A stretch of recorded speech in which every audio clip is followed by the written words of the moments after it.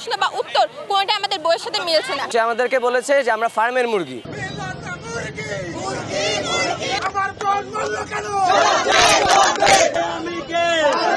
আমরা সবাই চেয়েছি শিক্ষা ব্যবস্থার উন্নতি হোক, সেখানে আমাদের শিক্ষামন্ত্রী শিক্ষা ব্যবস্থার উন্নতি না করে প্রশ্নের কঠিনতা বাড়াচ্ছে। উনি যদি এইভাবে প্রশ্নের কঠিনতা বাড়াতে থাকে তাহলে আমরা কিভাবে পরীক্ষা দেব, কিভাবে আমাদের ভালো ফলাফল অর্জন হবে? আমাদের তো ভালো ফলাফল অর্জন করা সম্ভব হবে না যদি এইভাবে প্রশ্নের কঠিনতা বাড়াতে থাকে।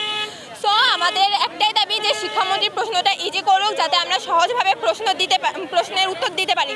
আর উনি এমনভাবে প্রশ্ন তৈরি করছে যার প্রশ্ন বা উত্তর কোনটা আমাদের বইয়ের সাথে মিলছে না। সো আমাদের একটাই দাবি উনি বইয়ের ভিতর থেকে প্রশ্ন করুক এবং আমরা সেটার ভালোভাবে উত্তর করে ভালো ফলাফল অর্জন করতে পারি। আপাতত প্রধান দাবি হচ্ছে পরীক্ষা স্থগিত করা, এবং পরীক্ষা স্থগিত না করে এতদিন যে বৃষ্টির মধ্যে আমাদের শিক্ষার্থী ভাই বোনেরা এইভাবে করে পরীক্ষা দিয়েছে, পানির মধ্যে ভিজে ভিজে নিজেরা ক্রমশমান পানির নিচে ডুবে তারা যে পরীক্ষা দিয়েছে, এই মানসিক নির্যাতনের কারণে শিক্ষামন্ত্রী পদত্যাগ চাচ্ছি আমরা। আর যদি পদত্যাগ সে না করে তাহলে আমরা এই আন্দোলনের কঠিনতম করব। সে আমাদেরকে বলেছে যে আমরা ফার্মের মুরগি।